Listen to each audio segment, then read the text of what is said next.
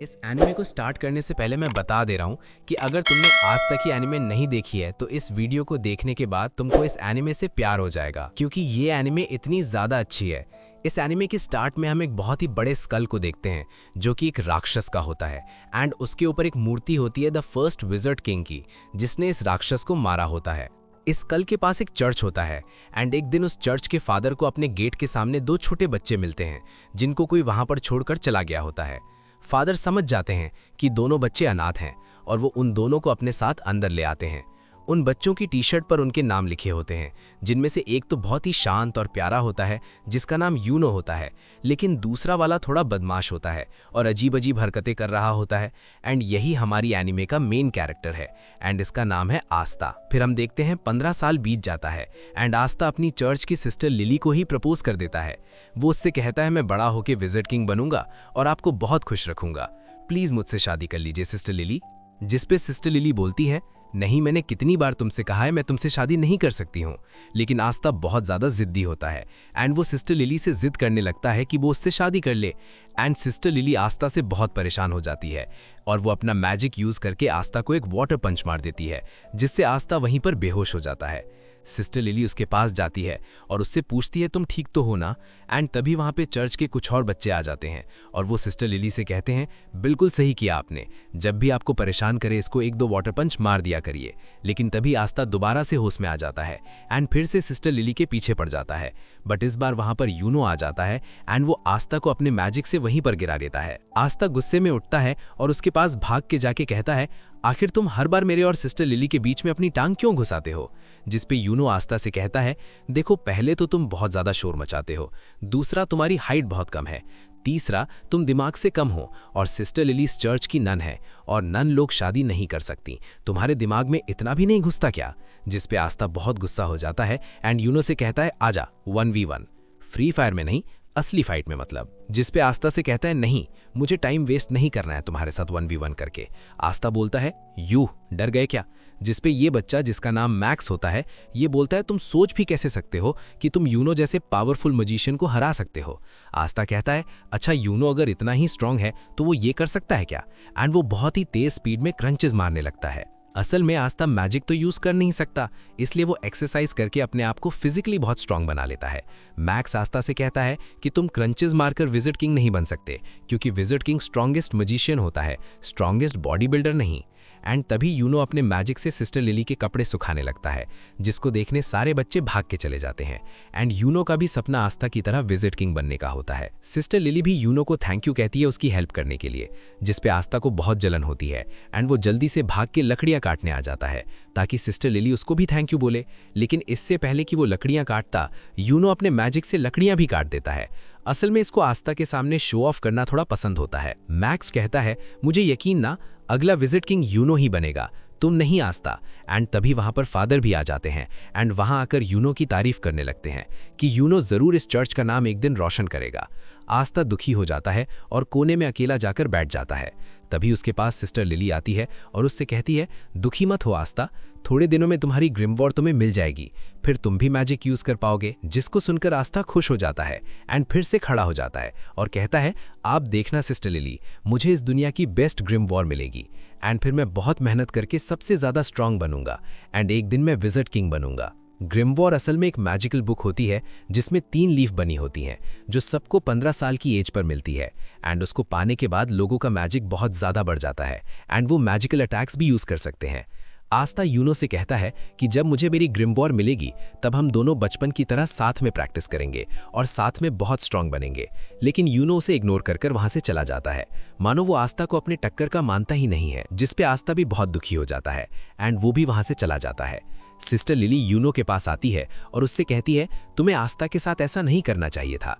जिस पे यूनो कहता है आस्था मेरे रहते कभी भी विजिट किंग नहीं बन सकता। सिस्टर लिली को लगता है कि आस्था क्योंकि बहुत दुखी होकर गया है तो वो मे बी कहीं पर चुपचाप जाके रो रहा होगा, लेकिन हमारा आस्था रोता वोता नहीं है, वो यहाँ पर ट्रेनिंग कर रहा होता है और ज्यादा स्ट्रांग होने के लिए एंड अपने विजिट किंग बनने के सपने को सच करने के लिए। थोड़े दिनों बाद आस्था, यूनो और बहुत सारे बच्चे जो 15 साल के हो गए थे वो सब ग्रिम वॉर टावर जाते हैं अपनी अपनी ग्रिम वॉर लेने। आस्था बहुत ज्यादा एक्साइटेड होता है क्योंकि अब वो फाइनली मैजिक यूज कर पाएगा एंड एंड यूनो को टक्कर दे पाएगा। वहाँ पे दो नोबल फैमिलीज के भी बच्चे आए होते हैं जो आस्था और यूनो का मजाक उड़ा रहे होते हैं क्योंकि वो लोग गरीब होते हैं। तभी वहाँ पर उस ग्रिम वॉर टावर का मास्टर आ जाता है एंड सारे लोगों का वेलकम करता है। आस्था बहुत ज्यादा एक्साइटेड और खुश होता है। फिर ये मास्टर एक मैजिकल स्पेल बोलता है और सारे लोगों के पास अपने आप उनकी ग्रिम वॉर उड़कर जाने लगती है। सारे लोग अपनी अपनी ग्रिम वॉर पाकर बहुत खुश होते हैं, लेकिन आस्था के पास कोई भी ग्रिम वॉर नहीं आती। आस्था बोलता है मेरी ग्रिम वॉर लेट हो गई क्या, मेरी ग्रिम वॉर कहाँ है, जिसपे सारे के सारे लोग उस पर हंसने लगते हैं एंड उसका मजाक बनाने लगते हैं। लेकिन तभी यूनो के पास उसकी ग्रिम वॉर आ जाती है जो कि होती है एक 4 लीफ ग्रिम वॉर, जो कि बहुत ही ज्यादा रेयर होती है एंड यही grim war first wizard king के पास होती है, जिसको देखकर सारे के सारे लोग शॉक्ड रह जाते हैं कि आखिर यूनो जो कि नोबल फैमिली का भी नहीं है उसको 4 लीफ ग्रिम वॉर कैसे मिल गई। यूनो उल्टा घूमता है और सबसे कहता है कि वो बनेगा अगला विजर्ड किंग एंड सारे के सारे लोग उसकी तारीफ करने लगते हैं। लेकिन तभी आस्था खड़ा होता है और यूनो से बोलता है नहीं, तुम नहीं, मैं बनूंगा अगला विजर्ड किंग, जिसपे फिर से सारे के सारे लोग उस पर हंसने लगते हैं एंड उसका मजाक उड़ाने लगते हैं एंड यूनो भी आस्था को वहीं पर इग्नोर करके वहाँ से चला जाता है। इसके बाद आस्था अकेले जंगल में उल्टा लटका होता है और थोड़ा सा दुखी होता है क्योंकि ना तो सिर्फ उसके पास मैजिक है बट अब तो उसको ग्रिम वॉर भी नहीं मिली। लेकिन इतना सब कुछ होने के बाद भी वो गिव अप नहीं करता और वो उठता है और कहता है क्या हुआ अगर मेरे को ग्रिम वॉर नहीं मिली तो मैं तब भी मेहनत करना नहीं छोड़ूंगा एंड एक दिन विजर्ड किंग जरूर बनूंगा। तुम बस वेट करना यूनो, मैं ही तुम्हारा राइवल हूँ एंड मैं ये तुम्हें प्रूव करके रहूंगा। लेकिन तभी उसे एक आवाज आती है। इधर हम देखते हैं ये दोनों जलन के मारे यूनो से लड़ने आ जाते हैं एंड उससे कहते हैं आखिर तुम्हारे जैसे गरीब को 4 लीफ ग्रिम वॉर कैसे मिल सकती है एंड हम नोबल्स को नहीं, मैं जला दूंगा तुम्हारी इस ग्रिम वॉर को। एंड वो यूनो के ऊपर एक मैजिकल अटैक यूज कर देता है, लेकिन यूनो बिना अपनी ग्रिम वॉर का यूज किए ही अपने आप को डिफेंड कर लेता है, जिसको देखकर ये दोनों शॉक्ड रह जाते हैं कि आखिर यूनो इतना स्ट्रॉन्ग कैसे है। लेकिन तभी अचानक से कुछ चेन्स आके उन दोनों को पकड़ लेती है एंड तभी वहाँ पर एक आदमी आता है जो बोलता है तुम लोग पागल हो क्या जो इतनी रेयर चीज को जलाना चाहते हो। यूनो पूछता है कौन हो तुम, जिसपे ये बताता है मेरा नाम है स्नेक और मुझे वो चीज चाहिए जो तुम्हारे पास है। एंड तभी वो अपने मैजिक से यूनो को भी पकड़ लेता है एंड उसकी 4 लीफ ग्रिम वॉर को भी उससे छीन लेता है। यूनो बोलता है स्नेक, मैंने तुम्हारा नाम सुना है, तुम एक बहुत ही स्ट्रॉन्ग और फेमस चोर हो, लेकिन तुम्हें ये तो पता ही होगा कि एक ग्रिम वॉर को केवल उसका ओरिजिनल ओनर ही यूज कर सकता है। जिस पर स्नेक कहता है हाँ मेरे को पता है कि तुम्हारी ग्रिम वॉर को तुम्हारे बिना कोई यूज नहीं कर सकता, लेकिन ब्लैक मार्केट में इस 4 लीफ ग्रिम वॉर के मेरे को बहुत पैसे मिलेंगे एंड इसीलिए मैं तुम्हारी ग्रिम वॉर चुरा रहा हूँ और माफ करना तुम्हारा विजर्ड किंग बनने का सपना यहीं पर खत्म होता है। एंड तभी वहाँ पर हमारा आस्था आ जाता है एंड आस्था गिर के अपनी बेइज्जती करा लेता है, लेकिन फिर भी वो खड़ा होता है और बोलता है क्या हो रहा है यहाँ पर और तुम्हारे पास 2-2 ग्रिम वॉर कैसे हैं। यूनो बोलता है उनमें से एक मेरी है और यहाँ से जल्दी से भाग जाओ, ये बहुत स्ट्रॉन्ग है। तब आस्था सारा का सारा खेल समझ जाता है एंड वो स्नेक से कहता है चुपचाप यूनो की ग्रिम वॉर वापस कर दो, जिसपे स्नेक उससे कहता है तुम तो वही लूजर हो ना जिसको एक भी ग्रिम वॉर नहीं मिली। एंड ये कहकर वो उस पे हंसने लगता है। आस्था कहता है हाँ मैं वही हूँ जिसको कोई ग्रिम वॉर नहीं मिली, लेकिन मैं वो भी हूँ जो एक दिन विजर्ड किंग बनेगा। एंड ये कहकर आस्था स्नेक की तरफ भागता है। यूनो कहता है नहीं, उससे मत लड़ना। आस्था स्नेक अपने मैजिक से आस्था पर अटैक करता है, लेकिन आस्था उसके अटैक को डॉज करके उसके पीछे आ जाता है एंड वो बस उसको एक पंच मारने वाला होता है, लेकिन तभी स्नेक की चेन्स उसको पकड़ लेती है एंड फिर स्नेक अपने मैजिक से आस्था को बहुत ज्यादा इंजर्ड कर देता है। आस्था मन में सोचता है कि ये तो बस एक चोर है, फिर ये इतना स्ट्रॉन्ग कैसे है, और अगर एक चोर इतना स्ट्रॉन्ग है तो फिर विजर्ड किंग कितना स्ट्रॉन्ग होगा। एंड फिर स्नेक उसको पीछे की दीवार पर लड़ा देता है एंड उसके पास जाकर बोलता है अपनी आंखें खोलो बच्चे, तुम मुझे 100 जन्मों में भी नहीं हरा सकते। आस्था मन में सोचता है कि ये सही तो कह रहा है, मैं चाहे जितना भी अपनी बॉडी को ट्रेन करके स्ट्रॉन्ग बना लूं, लेकिन मैं इसको कभी नहीं हरा सकता। स्नेक आस्था के ऊपर हंसता है और बोलता है अपनी चेन से मैं किसी के अंदर कितना मैजिक है ये नाप सकता हूँ और तुम्हारे अंदर एक बूंद मैजिक भी नहीं है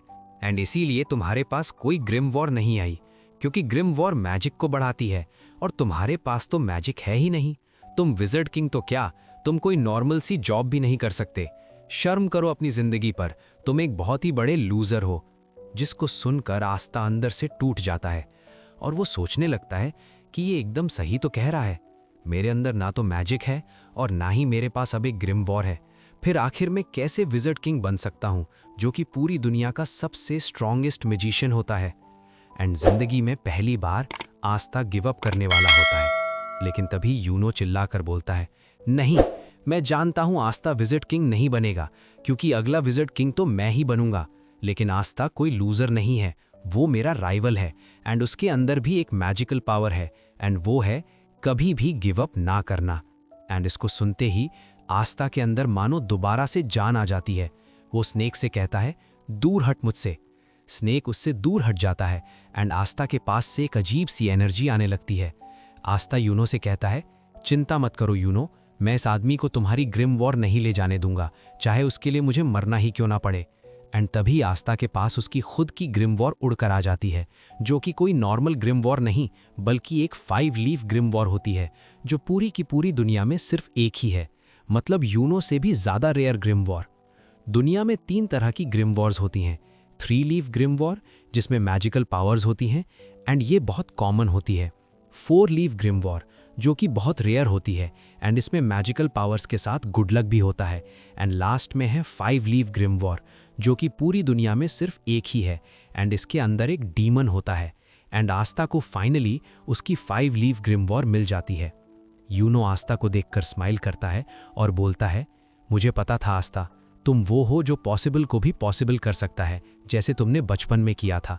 एंड फिर हम इन दोनों का बचपन देखते हैं कि कैसे यूनो स्टार्टिंग में बहुत ही रोथोड़ा था और छोटी छोटी बात पर रोता रहता था एंड आस्था स्टार्टिंग से ही उसकी मदद करता रहता था और एकदम उसके बड़े भाई की तरह उसको प्रोटेक्ट करता था। फिर एक दिन बचपन में सिस्टर लिली आस्था और यूनो को पहले विज़र्ड किंग की स्टोरी सुनाती है कि कैसे एक बार पूरी दुनिया पर एक बहुत ही बड़े और ताकतवर राक्षस ने हमला कर दिया था और हर जगह तबाही मचा दी थी। हर तरफ बस दुख ही दुख फैल गया था। लेकिन तभी अचानक से एक लड़का वहां आ जाता है और उन सबको बचा लेता है एंड उसके पास एक 4 लीफ ग्रिम वॉर होती है एंड उसकी और उस राक्षस की बहुत दिनों तक लड़ाई होती है। लेकिन आखिरी में वो लड़का उस राक्षस को हरा देता है और दोबारा से दुनिया में सुख और शांति ले आता है एंड वही बनता है फर्स्ट विज़र्ड किंग, पूरी दुनिया का सबसे स्ट्रॉन्गेस्ट मैजिशियन। एंड इसी स्टोरी को सुनने के बाद आस्था और यूनो डिसाइड करते हैं कि वो दोनों भी बड़े होकर विज़र्ड किंग बनेंगे। शाम को फादर आकर यूनो को एक लेटर देते हैं और उससे कहते हैं उस लेटर को विलेज के बाहर एक आदमी तक पहुंचाने के लिए। आस्था कहता है लो मैं चला जाता हूं, लेकिन यूनो उसे मना कर देता है और कहता है नहीं, वो अकेला जाएगा। यूनो अकेला उस आदमी के पास पहुंच जाता है और उसे वो लेटर दे देता है। काफ़ी रात हो चुकी होती है और आस्था को यूनो की चिंता होने लगती है एंड फिर वापस लौटते वक्त यूनो को एक बड़ा सा आदमी घेर लेता है और वो उसका पेंडेंट उससे ज़बरदस्ती छीन लेता है। यूनो उससे कहता है प्लीज़ मुझे वो वापस कर दो, वो मेरे पेरेंट्स की आखिरी निशानी है। जिस पे ये हंसता है और बोलता है चुपचाप यहाँ से भाग जाओ बच्चे, वरना मुझे तुम्हें जान से मारना पड़ेगा। जिसको सुनकर यूनो डर जाता है और रोने लगता है और सोचता है कि अब वो कुछ नहीं कर सकता। लेकिन तभी वहाँ पर आस्था आ जाता है एंड उस आदमी को पकड़ लेता है। यह आदमी आस्था को बहुत ज़्यादा इंजर्ड कर देता है, लेकिन फिर भी आस्था गिव अप नहीं करता और उसको पकड़े रहता है और ज़ोर ज़ोर से चिल्ला रहा होता है कि यूनो का पेंडेंट वापस करो। यह आदमी समझ जाता है कि ये बच्चा कोई नॉर्मल बच्चा नहीं है एंड वो उस पेंडेंट को वहीं पर छोड़कर चला जाता है एंड आस्था वहीं पर गिर जाता है। यूनो उसके पास आकर रोते हुए बोलता है मुझे माफ़ करना, मेरी वजह से तुम्हें इतनी मार पड़ी। जिस पे आस्था उससे कहता है तुम चिंता मत करो, मैं हमेशा तुम्हारे साथ रहूँगा और तुम्हें प्रोटेक्ट करूँगा एंड एक दिन मैं बनूंगा विज़र्ड किंग और तुम्हें और चर्च के सारे लोगों को खुश और सेफ रखूँगा। एंड इधर हम देखते हैं आस्था की ग्रिम वॉर से एक अजीब सी तलवार निकलती है और स्नेक बोलता है अचानक से तुम्हारे पास एक ग्रिम वॉर कहाँ से आ गई, ये क्या हो रहा है। एंड वो आस्था के ऊपर दोबारा से अटैक कर देता है, लेकिन आस्था अपनी स्वॉर्ड यूज़ करता है एंड स्नेक की मैजिकल चेन्स गायब हो जाती है। स्नेक बोलता है कि ये कैसे किया तुमने, आखिर हो कौन तुम। जिस पे आस्था बोलता है मैं वो हूँ जो एक दिन बनेगा विज़र्ड किंग। एंड ये कहकर आस्था स्नेक के ऊपर अटैक कर देता है एंड स्नेक की एक बार में ही बैंड बजा देता है और उसको हरा देता है। यूनो उसे देखकर हंस रहा होता है एंड आस्था उसके पास आकर बोलता है ये देखो यूनो, मेरे को फाइनली मेरी ग्रिम वॉर मिल गई। यूनो आस्था से बोलता है तो तुमने मुझे एक और बार बचा लिया आस्था, तुम्हें याद है ना वो प्रॉमिस जो हमने बचपन में किया।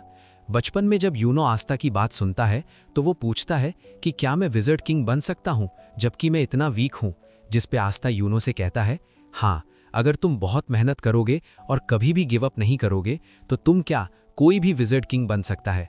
जिसको सुनकर यूनो खड़ा होता है और बोलता है ठीक है, मैंने भी डिसाइड कर लिया है कि आज के बाद मैं कभी भी नहीं रोऊंगा एंड मैं बहुत मेहनत कर एक दिन विज़र्ड किंग बनूंगा और तुमको और चर्च के सारे लोगों को खुश रखूंगा। जिस पे आस्था यूनो से कहता है इसका मतलब है कि अब हम दोनों राइवल्स हैं। एंड वो दोनों एक दूसरे से प्रॉमिस करते हैं कि वो दोनों बहुत मेहनत करेंगे एंड एक दिन विज़र्ड किंग बनेंगे। आस्था यूनो से कहता है हाँ मुझे याद है एंड मुझे लगा था कि तुम भूल गए होगे। एंड फिर वो दोनों फिर से बचपन की तरह दोबारा से एक दूसरे से शर्त लगाते हैं ये देखने के लिए कि पहले विज़र्ड किंग कौन बनेगा।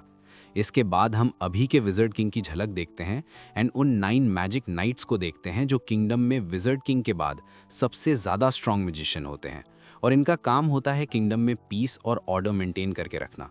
एंड इन सब की एक स्क्वाड होती है जिसको ज्वाइन करने के लिए बच्चों को एक एंट्रेंस एग्ज़ाम देना होता है और उसी एग्ज़ाम के लिए आस्था और यूनो दोनों ट्रेनिंग कर रहे होते हैं। इधर हम देखते हैं फादर और सिस्टर लिली ग्रिमोर टावर के मास्टर के पास जाते हैं एंड फादर मास्टर से पूछता है कि आखिर एंट्रेंस एग्ज़ाम के लिए उसने यूनो के साथ आस्था का नाम क्यों दिया, जबकि आस्था तो उस टेस्ट में पास हो भी नहीं सकता। जिस पे मास्टर उससे कहता है कि आस्था ने मुझे उसकी ग्रिमोर दिखाई थी एंड मुझसे बहुत रिक्वेस्ट किया था कि उसको एंट्रेंस एग्ज़ाम में भेज दे, तो इसलिए मैंने भेज दिया। फादर मास्टर से पूछते हैं कि आखिर जो ग्रिमोर आस्था के पास आई है वो है क्या और वो असलियत में ग्रिमोर है भी कि नहीं, जिस पे मास्टर उसे बताता है मैं तुम्हें ज़्यादा तो नहीं बता सकता, लेकिन हाँ, उस ग्रिमोर की वजह से आस्था को फ्यूचर में एक बहुत बड़ी लड़ाई लड़नी होगी। फादर मास्टर से रिक्वेस्ट करने लगता है कि आस्था बहुत वीक है और उसके पास मैजिक भी नहीं है, तो उसको एंट्रेंस एग्ज़ाम में ना भेजे। जिस पे मास्टर उससे कहते हैं कि कहीं ऐसा तो नहीं कि तुम आस्था को इसलिए नहीं भेजना चाहते क्योंकि अगर वो पास हो गया तो वो यहाँ से चला जाएगा और तुम्हें उसकी याद आएगी। जिस पे फादर थोड़ा सा शर्मा जाता है और बहाने बनाने लगता है। मिस्टर लिली भी समझ जाती हैं कि फादर आस्था को सीक्रेट बहुत प्यार करते हैं। इधर हम देखते हैं आस्था और यूनो रेस लगाते हुए चर्च वापस आ रहे होते हैं और उन दोनों के बीच में टाई हो जाता है। आस्था पूछता है जल्दी बताओ कौन जीता।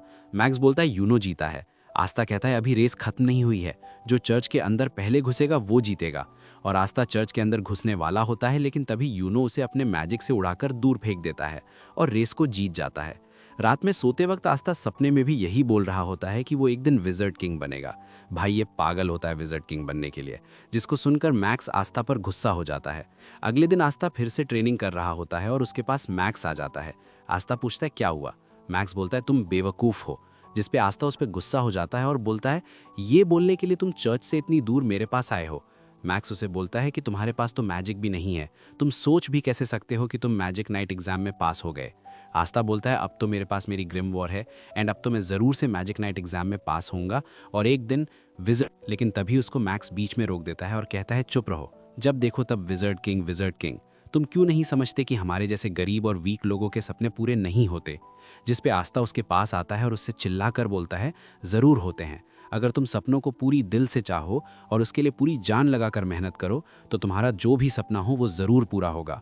एंड ज़िंदगी में पहली बार मैक्स को समझ में आता है कि आस्था इतना बड़ा भी लूज़र नहीं है। रात में फादर बहुत अच्छा खाना बनवाते हैं क्योंकि कल आस्था और यूनो एंट्रेंस एग्ज़ाम के लिए जाने वाले होते हैं।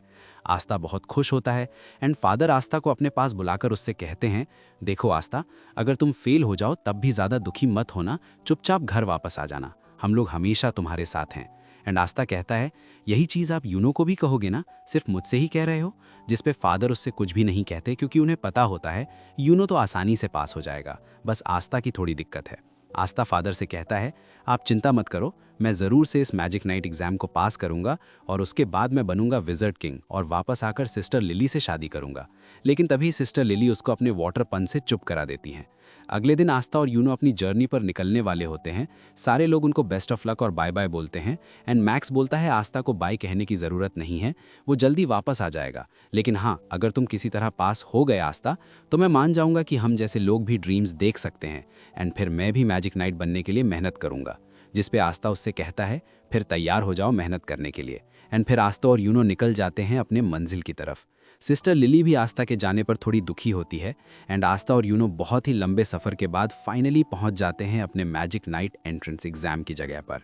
अब कौन पास हुआ और कौन फेल हुआ ये हम नेक्स्ट पार्ट में देखेंगे। इस पार्ट में इतना ही।